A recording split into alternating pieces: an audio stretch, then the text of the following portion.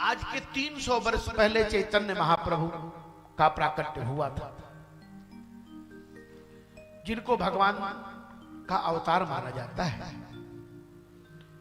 चैतन्य महाप्रभु केवल कीर्तन करते थे, और जब कीर्तन करते हुए वे आए काशी, तो काशी तो महाराज विद्वानों का गढ़ है, विद्या की नगरी काशी। काशी के विद्वानों ने कहा ये तो कीर्तन करता है, नाचता है, गाता है, ये तो शास्त्र की मर्यादा इधर उधर कर रहा है। तो काशी में शास्त्रार्थ हुआ, और काशी में जब शास्त्रार्थ हुआ, संभवतः उस समय सुबोधानंद सरस्वती नाम के कोई विद्वान थे, और उस सभा में चैतन्य महाप्रभु ने शास्त्रार्थ में सबको परास्त कर दिया। जब वो कीर्तन करते हुए काशी से चले और बिहार को पार कर रहे थे, तो बिहार और झारखंड के जंगलों में शेर भी उनके कीर्तन में नाचना शुरू कर दे। ऐसा संकीर्तन, 12 लोगों की टोली थी। एक बार अपने एक शिष्य के घर में संकीर्तन कर रहे थे, शिष्य कीर्तन में भगवान के मजीरा बजा रहा था। कुछ क्षण के लिए वो शिष्य गायब हो गया। चैतन्य महाप्रभु ने पूछा कहां चला गया वो? जब पहुंचा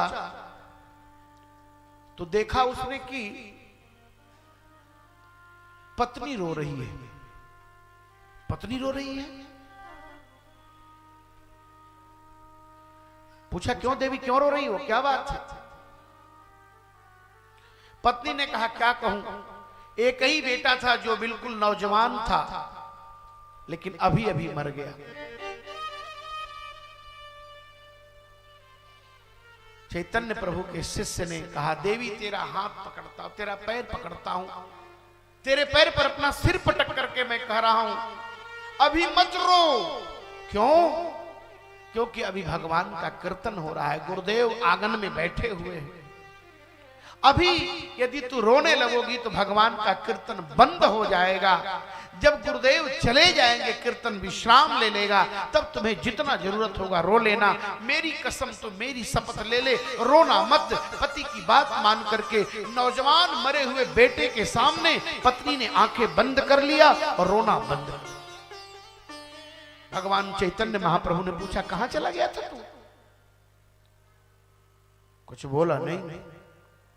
गुरु से कहना नहीं पड़ता है, शिष्य के आंखों में झांक करके गुरु जान जाता है कि शिष्य क्या कहना चाहता है। चैतन्य महाप्रभु संकीर्तन हो रहा था, घूमते गए और मरे हुए बेटे को देखा, हाथ पकड़ करके ऐसे खींचा, उठ, सब कीर्तन कर रहे हैं तू सो रहा है। मरे हुए मुर्दे को चैतन्य महाप्रभु ने जगा करके नचा दिया कीर्तन के प्रभाव से। ये भगवान के नाम की महिमा, सामान्य नाम की महिमा नहीं।